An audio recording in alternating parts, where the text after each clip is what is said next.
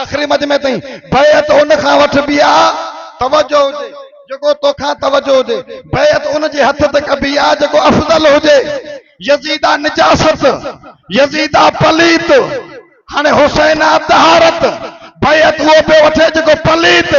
छा ईअं थींदो त कॾहिं मोमिन शैतान जे पोयां हले तवजो इमाम हुसैन जा फरमायो है हाथ मिन ज़िल्लत मुखां परे ज़िल्लत मुखां दूर मौला ज़िल्लत छा आहे चई ज़िल्लत आहे यज़ीद जे हथ ते हथ रखण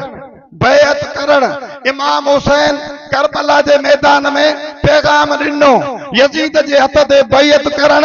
ज़िल्लत जे बराबर आहे मां झुकी नथो सघां सर कटाए सघां थो यज़ीद जे हथ ते बैत नथो करां यज़ीदा ज़िल्लत जो महवर हुसैना इज्जत जो महवर मरकज़ पे भान में मूंखे जुमिलो चवण जो हक़ आहे न हुसैन करबला जे मैदान में टोड़े छॾियो ज़िल्लत जो मयार यज़ीदा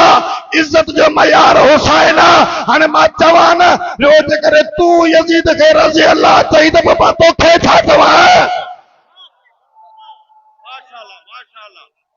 सही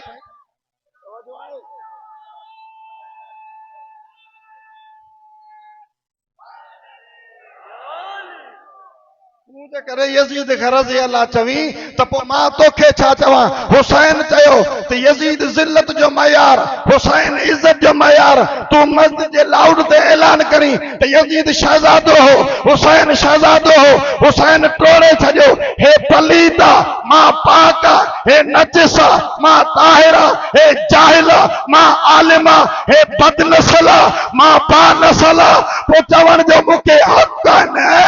अरे अकुल जा काबर हुसैन शरीयत वधीक तो जाने या सिद्ध जो मुल्लो वधीक तो जाने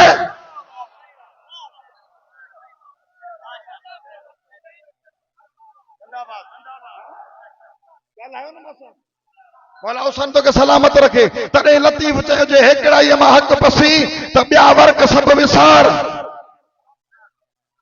हेकड़ाई मां हक पसी त ॿिया वर्क सब विसार चंगी भित चोॾहनि जी तूं सामी सारियो सार चंगी भित चोॾहनि जी तूं सामी सारियो सार त पंजनि मां पातार पसंदे वर्क विसाल जो लतीफ जे तो दर तई 12 पंजनि चोॾहनि जो इहो ई त सबब आहे साल जा महीना 12 पहिरियों बि कुर्बानीअ जो आख़िरी बि कुर्बानीअ जो तांजी मर्ज़ी आहे साल जा महीना बि 12 साल जा महीना बि 12 पहिरियों कुर्बानीअ जो आख़िरी बि कुर्बानीअ जो ऐं जेको तूं गुज़ारी पियो ज़िंदगी उहे कलाक बि 12 घंटा बि 12 ख़याल बि 12 जो लेकिन हिन में अजीब निज़ाम आहे 3 उहे घंटा जंहिंजो दर आहे त उहो उन घंटे ते फिरंदो